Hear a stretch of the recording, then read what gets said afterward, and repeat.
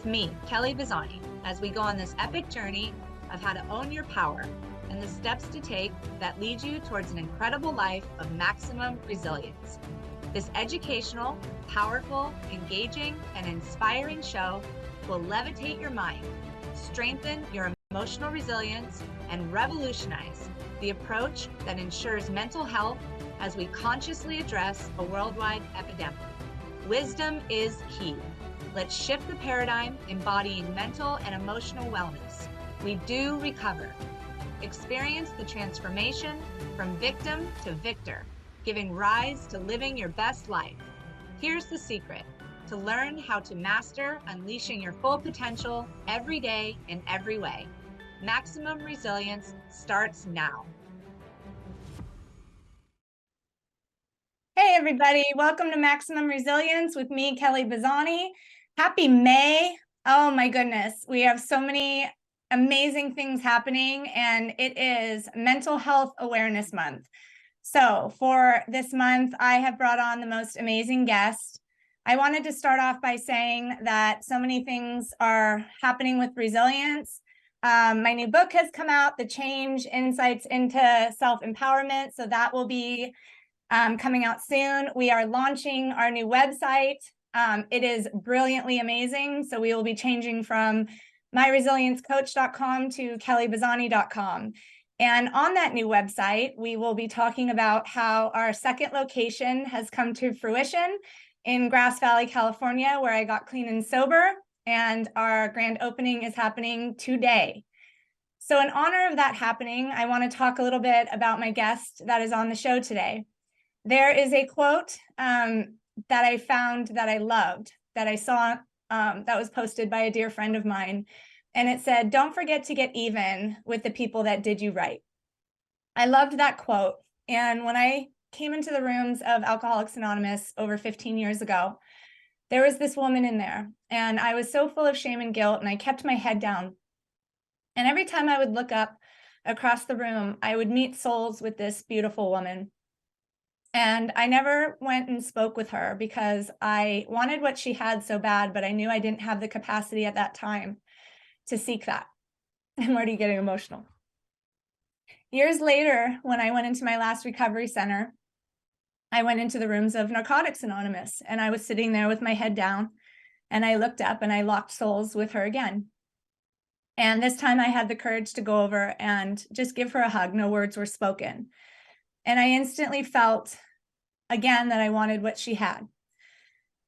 I get to have her on my show today, and I get to announce that she is pioneering and spearheading my second location in resilience and has become one of my dearest friends and mentors in recovery. So with that being said, she has inspired me to live in my integrity throughout my recovery. She has taught me what true belonging is. She has taught me what loving people and meeting them where they're at looks like. And I am honored to have her on my show today to talk about Mental Health Awareness Month and guiding our youth to be the conscious pioneers of their future, not the prisoners of our past. So with further ado, I would like to introduce Becka Hood. Becka, welcome, welcome, welcome to Maximum Resilience. Gosh, thank you so much for such a lovely introduction, Kelly. And I just couldn't be more honored to be here today with you, talking about mental health awareness and our youth and how it affects them.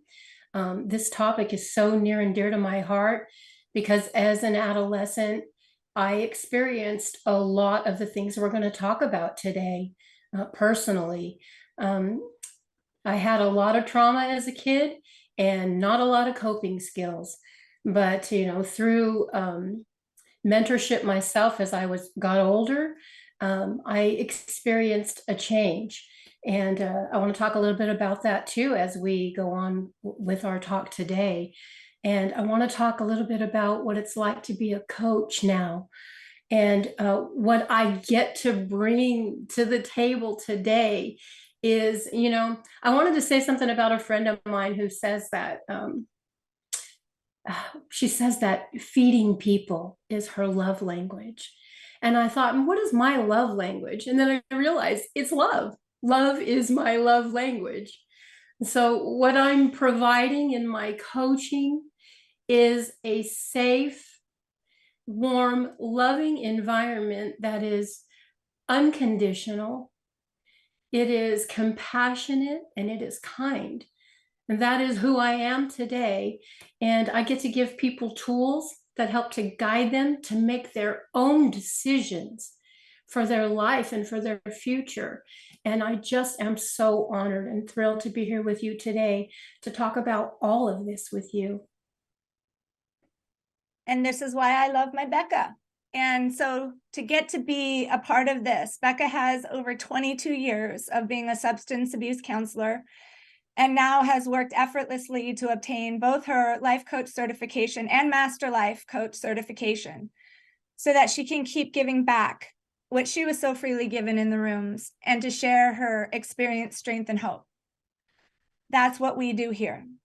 So without wasting any more time, Becca, we're just going to get into it. Let's just get into it. I'm going to quote from The Whole Brain Child that says, as parents become more aware and emotionally healthy, their children reap the rewards and move towards health as well. That means that integrating and cultivating your own brain is one of the most loving and generous gifts you can give your children. Super powerful. So, you know, I had said the title of our show is Guiding Our Youth to be the Conscious Pioneers of Their Future, Not the Prisoners of Our Past. So, Becca, our first segment is going to be Let's Talk Generational Trauma and the signs and symptomatology to look for, because it may not always be what it seems. And so I kind of want to help the audience out here, parents and children, to identify what it looks like. So I'd like you to share, and this is going to be raw and vulnerable for people, a little bit more of your story. I would like you to share that. And so we can get into how it looks like for people. Okay. I grew up in a very unhealthy and unstable household. My mother was an alcoholic, and she married a man who abused us. I have two sisters, so there was three of us girls in the house, and he was verbally, physically, and sexually abusive towards us. And we were made to keep secrets. So everything in our house was hidden and it was secret, and nothing on the outside looked like it was going wrong. So I learned to hide everything that was happening. And how I did that was by unhealthy coping skills. That's what I had. I had unhealthy coping skills. I, from an early age, I found razor blades in the bathroom, and I would cut just underneath my shorts, or my pants where people couldn't see. I would just slice my legs. For me, it was a release of pain. I would see the blood and I would feel the pain go away. It was a short-term solution for me to the trauma and the pain that I was experiencing in my life. And when that didn't work, because solutions for me, they didn't work for a long period of time. So I would find another way that would work. And that became an eating disorder for me later on. That really kind of started because my stepdad, he nicknamed me Bucket. And it wasn't a cute name. It was because he said that I reminded him of a pig's slop bucket. Because a slop bucket has just a lot of different scraps of food in it from the dinner table. And I would pile on huge amounts of food onto my dinner plate. And then I would just eat it all.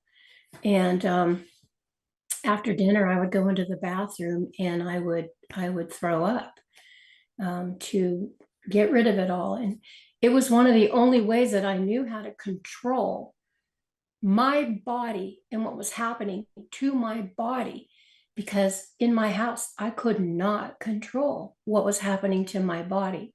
So I would cut, and then I would eat, and then I would throw up. And then I found substances, and I started using that as well. So I had all of these really unhealthy coping skills. And by the age of 13, I was so full of anxiety. I would get ready to go to school in the morning and I would be shaking, and my stomach would hurt. And I would tell my mom, my stomach hurts. And she would say, you're fine. Just go to school. And if your stomach still hurts, we'll deal with it later. And I had migraines. And so these were some of the things that were happening to my body that I now know are psychosomatic. You know, these are that mind body connection of things that were beginning to happen to me. That I didn't know then were connected to the trauma that I was experiencing. At the age of 13, I had my very first suicide attempt. I took a handful of sedative hypnotics, and I woke up almost a full day later on my living room floor. And the sad thing is that no one in my family even noticed. Nobody. And I just got up and continued on with my life with unhealthy coping skills. And on the outside, looking good. I was a great student. I had friends at school, and I had people in my life who believed in me. I want to say that too. There were people in my school, teachers, who believed in me. And I think because of that, I have the compassion. And because of the one person in my life, my grandmother, who provided and modeled, you were talking about the brain. My grandmother modeled healthy behavior for me. And I do believe because of that, I was able to get through a lot in my life. There are so many things I want to say. First of all, thank you so much for your vulnerability in sharing this. There's not one person I don't feel that can not relate with what you're saying by either experiencing this, knowing somebody that's experienced this, or being a parent or educator that's heard what you've been through. And that's why this is so important to talk about today with mental health awareness, because we're providing the story, we're providing the statistics that go with it, we're providing how we carry this with us into adulthood and how it then affects how we parent and how we guide and how we then become a healer, if that's what we choose to do, when we heal our emotional body, which we're going to get to in later segments. Thank you for that, Becca, because like you said, you go through this, right? And it went unnoticed at home with you. I can't imagine how that must have made you feel invisible or dismissed, or how that forms those core beliefs. And like you said, but at school, I performed very well. I was an excellent student, straight A's. I wanted my teachers to be proud of me. My parents weren't, or at least they didn't show it, right? And so where I want to go with this is I want to follow it up with statistics on what mirrors what's going on at home. Sometimes, your teachers believed in you, but sometimes students will come to school and they'll get labeled as defiant, or they'll get labeled as acting out, or they'll get labeled as not being interested in school. And so I just want to, for the audience, say that, how this affects a child's development. So I want to read some statistics here. So to make people aware of, and educators aware and parents aware of what to look for, that it might not be as obvious. Declining grades, loss of interest in schoolwork and not wanting to go to school, faking illnesses to stay home or other activities, may have a drop in grades due to being embarrassed to raise your hand in class, not being able to pay attention, losing interest in doing well, changes in mood or behavior, like Becca talked about, having that overwhelming anxiety or depression about wanting to be at home, change in mood or behavior such as eating habits, like Becca talked about, including skipping meal or binge eating,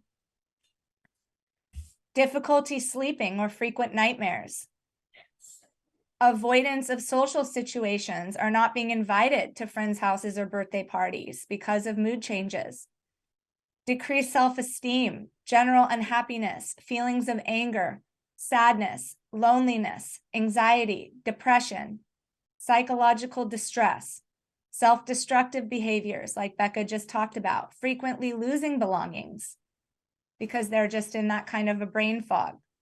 Psychosomatic symptoms like Becca talked about, stomach aches, nausea, headaches, pain caused by stress, putting strain on their bodies.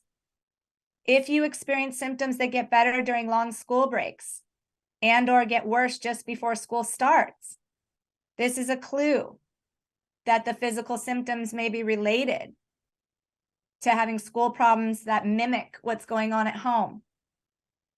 Okay, so just things to be aware of that may be going under the radar, and we're going to kind of talk about that at home when questions are being more accusatory than inquisitory instead of asking questions about what's going on. So thank you, Becca, for setting this up so beautifully for us. Okay, so I want to kind of move into, in your experience, when you grow up in a home like this, how did it affect your parenting in the beginning? Well, there's kind of two ways that someone who's been traumatized sexually can go.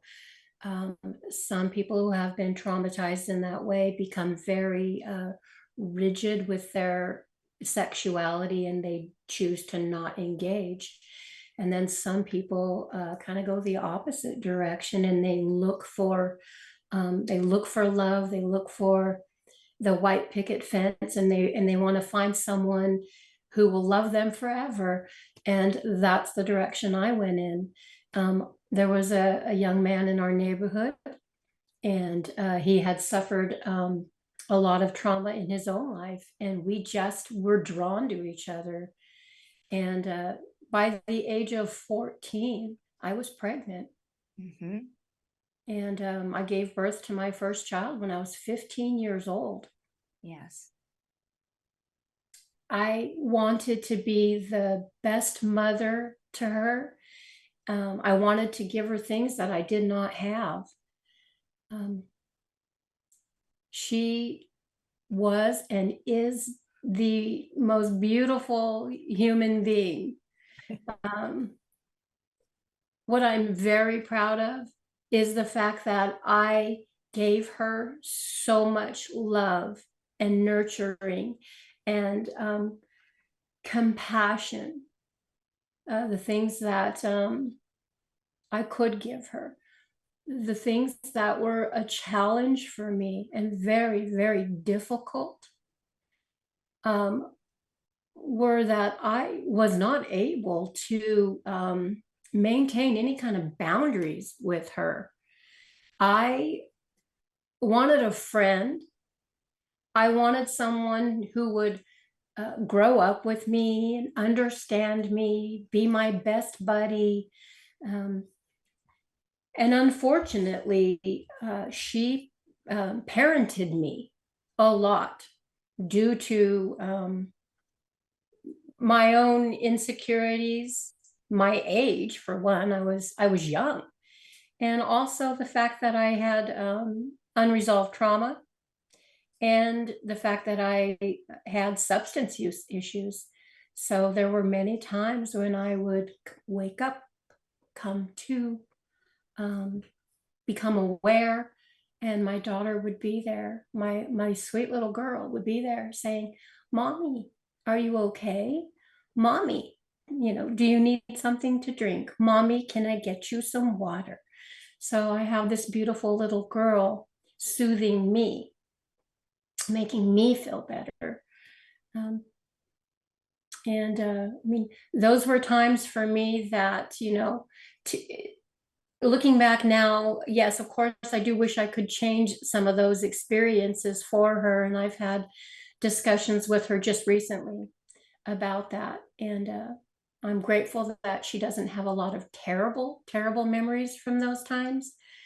However, I wish that my parenting style had been a little different than what it ended up being. I wish that I had been more authoritative, versus how I was, which was permissive. Boy, was I permissive. I was like, you want to paint with chocolate pudding? Let's paint with chocolate pudding, I was like a freestyle mom, Yeah. feral.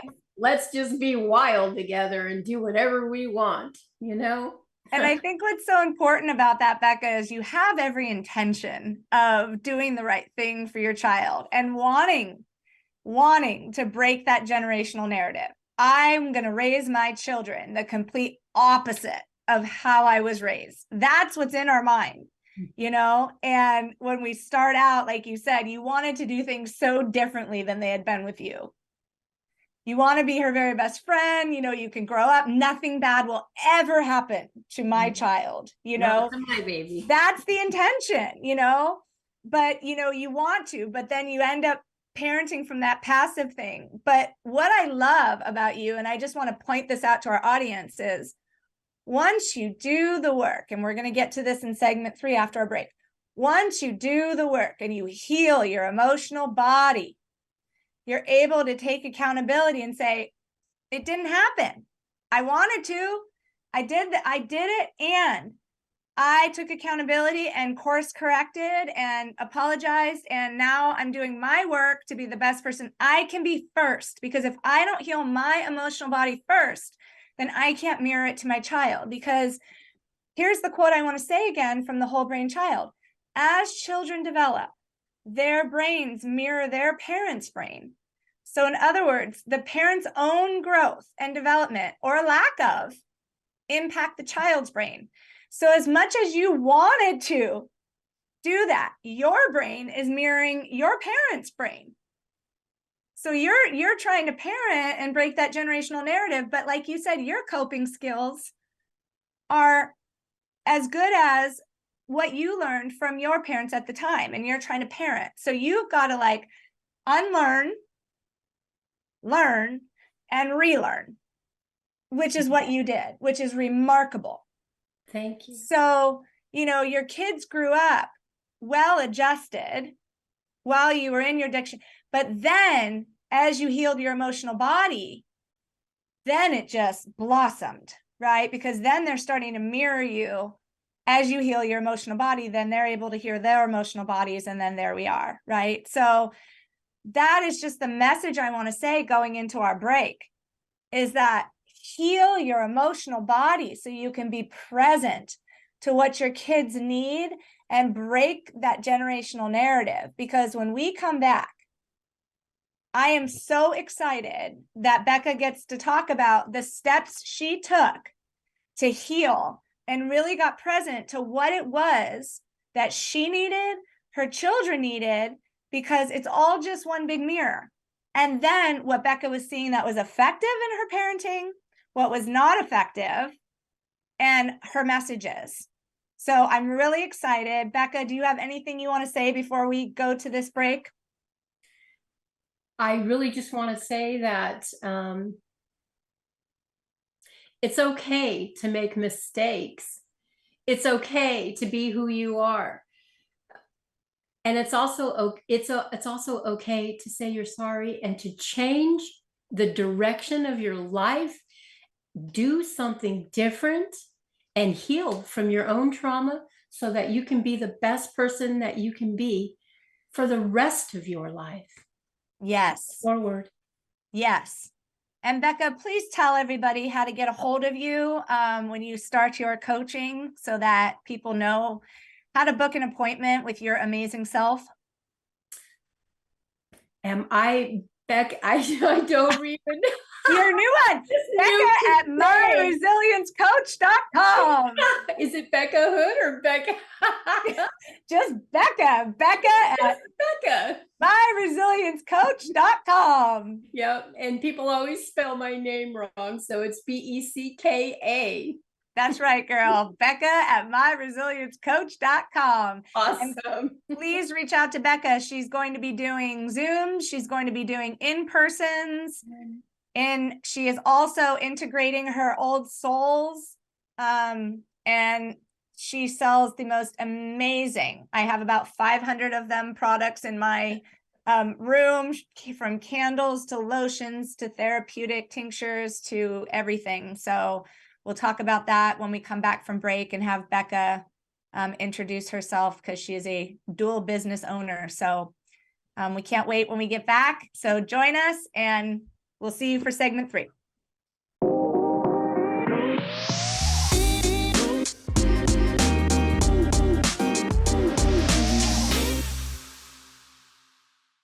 Welcome back to Maximum Resilience with me, Kelly Bazzani, and the amazing Becka Hood. So we are going to get right back into segment 3. But before we do that, Becca, tell everybody a little bit about Old Souls and how you're going to be blending that into resilience, because that is just so amazing and it needs to be mentioned. Absolutely. Because of my grandmother, who was such a huge role model for me, she was an Ozark Mountain like granny woman. So she loved herbs. So I took an herbal apprenticeship program a few years ago and began formulating teas, which grew into lotions and bath bombs and soaps. And I handcraft them all myself. And I have a beautiful shop in Grass Valley. And resilience is going to be there in that space. And I'm so excited about being able to blend the two things together. So I will have all of the products there in the shop for people to take advantage of. Yes, I just felt that was so important to mention, because I know for myself, being in recovery, you talked about the negative coping skills, right, that we pick up when we don't have recovery. And, we pick up, me too, I suffered from the anorexia nervosa and gaining control. We talked about this when we were prepping, I use that as punishment, like, and I still have to be very conscious of that present day. When I get overworked, I will work, and I will not eat. I'll use it as a reward, because if I don't have control over something, right, we pick up that up. It's really good to have that Old Souls combined with resilience, because I know for myself, when I get stressed or I get overwhelmed in my recovery, I found alternative ways now, meditation, mindfulness, crystals, chakras, tarot readings, spirituality. So to be able to come to a shop in person and receive coaching from you in that beautiful energy aura of yours, and then to be able to afterwards pick out a lotion or a bath bomb or a tincture that you made, that to me is just the holistic nature that just embodies what we do. So thank you for sharing that, because I know for myself, that would be a modality that I would be so interested in, is that herbal apprenticeship. So thank you for sharing. Thank you. Yeah, I think the two are going to just blend so beautifully together. Because it's a healthy coping mechanism. I know I turn to all of those things. When you don't take a Norco anymore or a Valium anymore or a drink anymore, I turn to that at night, just what are those, the lavender like rollers for my migraines, essential oil rollers. I mean, I use all of your things now that are just so wonderful. So, and I feel your love put into every single one of them. Every single product. Every single one. Well, my manifestation candles you made. Everyone's like, how are you such a master manifester? I'm like, Becca's candles. Every time. So every time. So let's hop into it, Becca. Segment 3, healing our emotional body so we can be present to what our kids need and break the generational narrative. This is the most important one. We have so much content, so we're going to jam here. So when you took the steps to heal and got present to what, what was needed and what your children needed, Tell us first what you found to be effective. So I want to give myself a shout out here. Absolutely. I do. I was 38 years old, and I made the decision to change my life. Mm-hmm. And I went to residential treatment. And while I was in residential treatment for alcohol and substance abuse, I also went to therapy. Yes. So I was in there and I was working on my substance use issues and I was working on my trauma. I wanted to be a better person. I wanted to make better choices for myself, for my life, and for my family. So, what my son was, so I have a son also. He's 6 years younger than my daughter. And my daughter had already grown and left the house by the time I decided to change my life.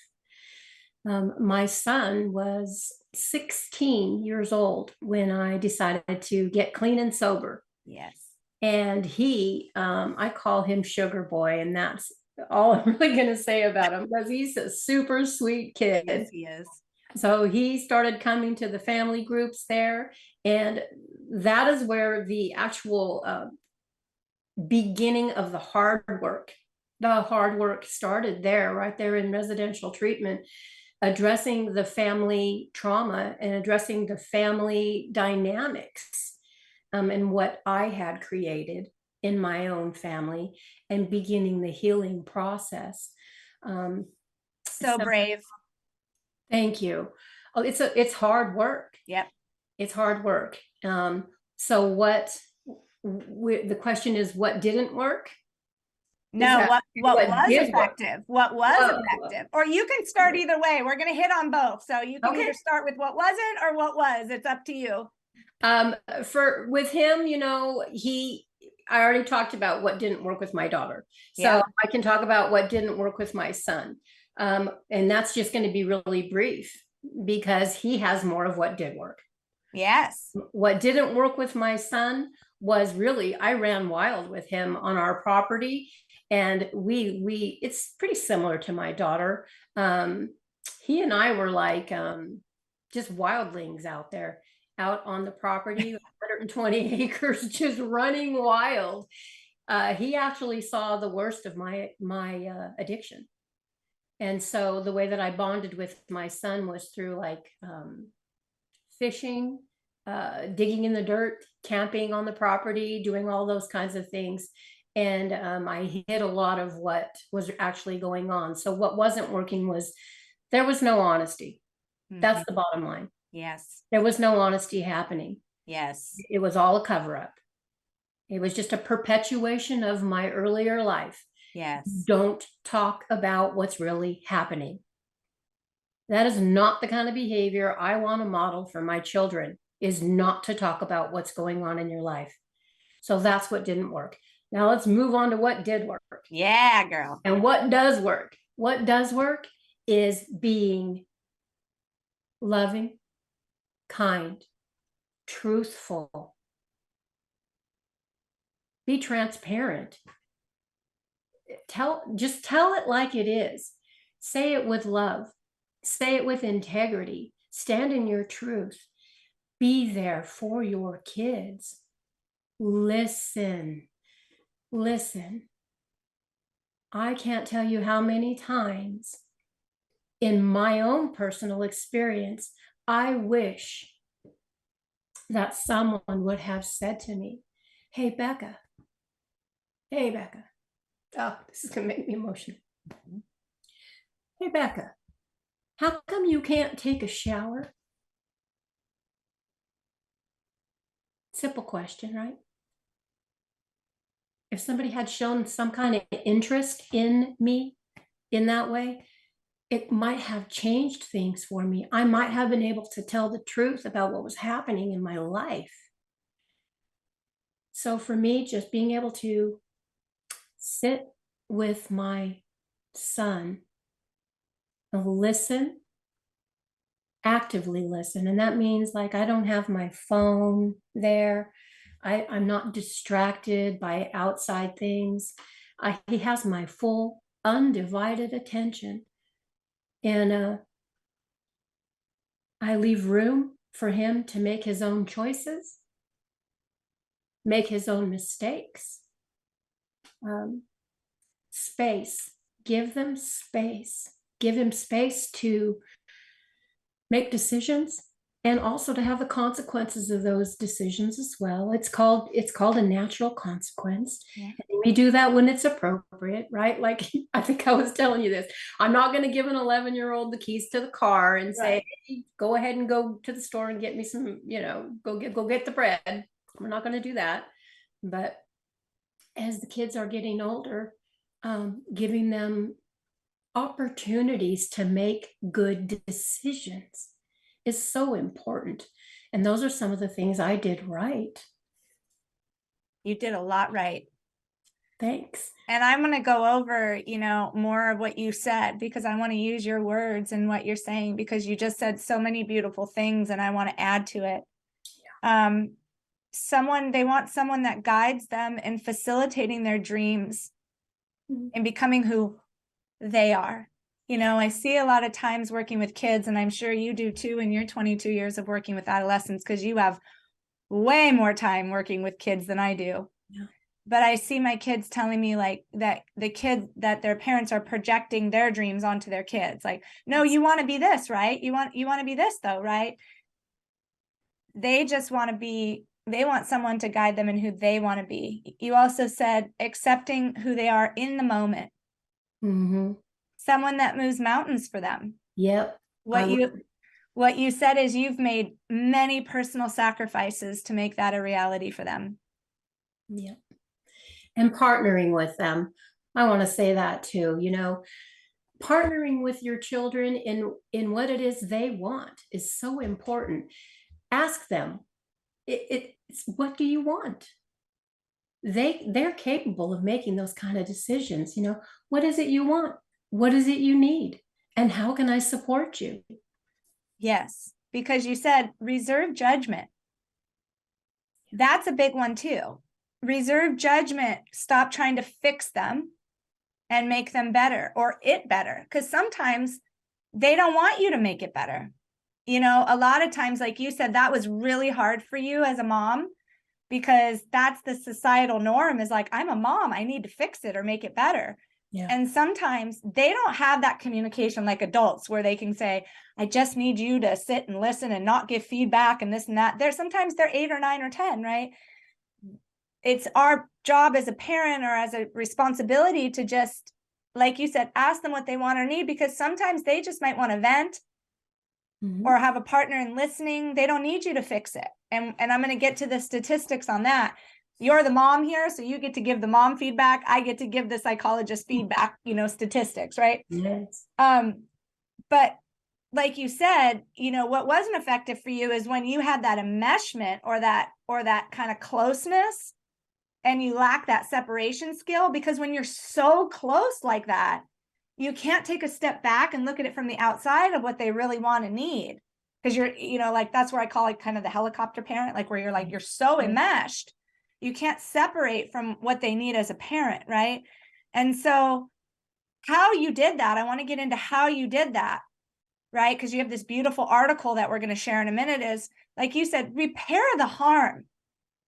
You repaired the harm first. If you've made a mistake in the relationship with your child, apologize and take that appropriate action to correct that mistake, because otherwise you're living out of that guilt and shame and you can't be honest. I see so many kids that are aware of what their parents have done, either in addiction or whatever, and they're so angry that you can't. One of my favorite quotes is, an escalated parent can't de-escalate an escalated child. Yes. That child, they know what you've done. They're not going to trust or be secure or safe in speaking with you if you can't be honest about your past. They're going to respect that so much more. So you got to be the example, like you were, Becca, at 38 years old. Remember, alcohol is but a symptom of what's underneath. So you're repairing that generational trauma, and then you're breaking that generational narrative from that cycle, from repeating and continuing. It's not the child's responsibility to do that. So yeah, tooting your own horn, toot, toot, right? Like, I'm so proud of you for doing that. So I want you to talk. By doing the work, it gives your child permission to feel safe to talk to you. And then the study is that the elasticity of that child's brain indicates observing appropriate behavior of you at that point, they will naturally mirror and model it, which is exactly what happened in your family. It Is is. it not? It is exactly what happened in my family. Without going into a lot of detail, I was the first person, because I can talk about my story. Yes. I was the first person in my entire family to seek treatment for substance use. I was the first person in my family to seek treatment for this generational trauma. I led the way. You did lead the way. You are the example. And it is so amazing to watch, because I know your family, to see then planting the seed and doing the work and how it is modeled. Because when you are inquisitory and not accusatory, and you start to ask questions, because I want to go back to when you got emotional. Yeah. Instead of reacting, when you start to be curious, to explore the reason, Becca. Yes. And now I'm getting to explore the reason and the cause behind a child's behavior. We're not saying that it might not require a consequence. That's it. Right? But there might be another issue that needs to be addressed underneath. And I see this, I saw it in myself growing up. You saw it when you were growing up. I see it with our kids. It might lead to a breakthrough with communication that you could really open those lines of communication, because I want to add a little bit to yours, right? Yeah. You wish you could have had those conversations with your mom. I do. Right? Those questions that were inquisitory instead of accusatory. Why can't you take a shower? Why are you acting out, Becca? Instead of, you're grounded at home for another week with your abuser. That's right. That is my story, is that the questions were not asked about why I was acting a certain way, why I was withdrawing from the things that I loved to do, why I wasn't playing sports anymore, why I wasn't bringing my friends home to my house, why I dropped out of, I was the vice president of my school, and I was in speech and debate. I loved school. It was not only an escape for me, it was something that I excelled at. It was something it gave you purpose. Good at. Yes. It gave you purpose. And then when so much of this trauma began happening and I had no outlet, I withdrew from society. I withdrew from life. And in fact, I tried to end my life.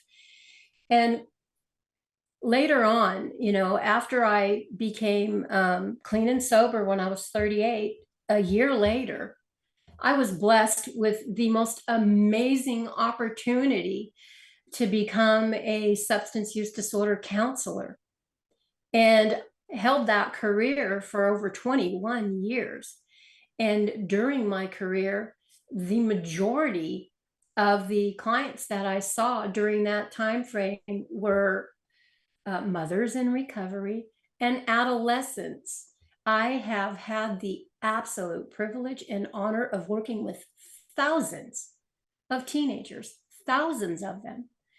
And in sitting with these kids and hearing their stories and providing that safety and being that one person perhaps in their life, yes, that they can trust to tell their truth to, is such an honor and it's just such an amazing feeling compare it back to my own childhood and knowing that no one was there for me then, being able to be there for someone now. Wow. I mean, that's where the magic is for me now, is providing that opportunity for someone else. And so when we're talking about just sitting there, being fully present in the moment with this kid who is perhaps never been listened to before, you are giving this child an opportunity to save their life. And yeah, I'm being dramatic because I believe that. There are so many symptoms that are similar with, with whether it's bullying, addiction, sexual assault. You don't know what's happening with a kid. I worked at a school called Earl Jameson. It was the school for probationers. So we'd get these kids in there that were tough. Oh, these kids were so tough on the outside, and they were the kids society deemed incorrigible. I would get those kids in my office, Kelly. They're just kids. Yes, they are. They're just kids. It's their defense. It's their survival. And Becca, I'll tell you, it's my logo, right? Like, by doing this work, we give life to each other. And I don't think you're being dramatic at all. Working with these babies, I see the same thing. And right out of the mouths of children, right? What are they going through? What they wish adults knew, and how they wish adults would support them. The answer is the same as what you just gave me. Listen to them and validate how they feel. What I hear from them is parents either, yell or scream. They tell them to ignore it. They tell them they're going to go in and fix it, but they end up making it worse because they overreact. This is right from the mouths of children. They tell us what we should have done, what we shouldn't have done, what they would have done, meaning their parents. Right. What they failed to do is really hear us. This is what the children say. 75% of kids do not tell a trusted adult when they are struggling with issues, because all they hear is, I have the answers, I have the life experience. We need to learn through these kids' experiences, listen and validate. I want the audience to ask themselves, whether you're an educator, whether you're a parent, whether you're the trusted adult that a kid might go to, am I a good listener? Don't interject when they're talking to you. Put your cell phone away. Listen to what they say. Validate their feelings. If your child's being bullied, if they're having trouble at school, if they're going through something at home, you're not validating their behaviors or actions. You're just validating what they're saying. And by doing this, they can calm down and trust you and talk to you more and feel safe. Then you, whether you're the educator, parent, trusted adult, can calm down and start working on a resolution quicker and better. Based on what Becca's saying, right? Be loving, warm, authentic, genuine, interested. Be more interested than interesting. Right. In who they are, what their dreams are. Show up, be present. Don't be reacting based on your past or anxious about their future. Be present in the moment with them. They don't want another friend. They've got plenty. That's right. Okay. So when, Becca says it beautifully, when they're on the trajectory of moving into adulthood, give them choices and give them space. It's very important they're allowed their natural consequences. Give them responsibilities. I got to flip the page because I got to just quote Becca. This is all Becca-isms, by the way. Give them responsibilities for their life. Give them their own autonomy when it's safe and when it's appropriate. And I hope you got from this, because I want Becca to give us her closing. It is your responsibility as the adult to heal your emotional body. It's not up to your children to heal we always say kids are so resilient. If kids are so resilient, why are us as adults going into therapy at 40 to work through our traumas? Right? Heal your emotional body so our kids don't have to be resilient in therapy at 10 years old. Okay. So Becka, I honor you for sharing your truth and giving everybody a perfect example of what this looks like when you heal generational trauma. And would you like to leave us with a closing before we end today? The last thing I would like to say is model the behavior, be the example, and lead with your heart. Lead with your heart. Show them love and compassion, and it's going to be returned to you tenfold. Yes. I promise. Our kids are the pioneers of our future. They need us more than ever right now. And me and Becka are trying to lead the way with our work. Please join us in helping our kids, our precious kids, be the pioneers of the future. Becka, one more time, please give your information before we close. Becka at resilience.com. Becka at myresiliencecoach.com, and I am Kelly at myresiliencecoach.com. Please join us in being the change you want to see in the world. Thank you, Becka. It's been an honor. I adore you, and thank you for sharing your precious gift with the world. Until next time, you guys, maximum resilience. Happy May, and we love you. Happy May. Thank you for listening to Maximum Resilience with me, Kelly Bazzani, your ally for addiction. Tune in the first Monday of each month at 11 a.m. Pacific, 2 p.m. Eastern on transformationtalkradio.com. Engage in this epic journey of how to own your power and the steps to take that lead you towards an incredible life of maximum resilience. We do recover. Experience the transformation from addiction to living your best life. For more information about maximum resilience and me, Kelly Bazzani, visit myresiliencecoach.com. That's myresiliencecoach.com.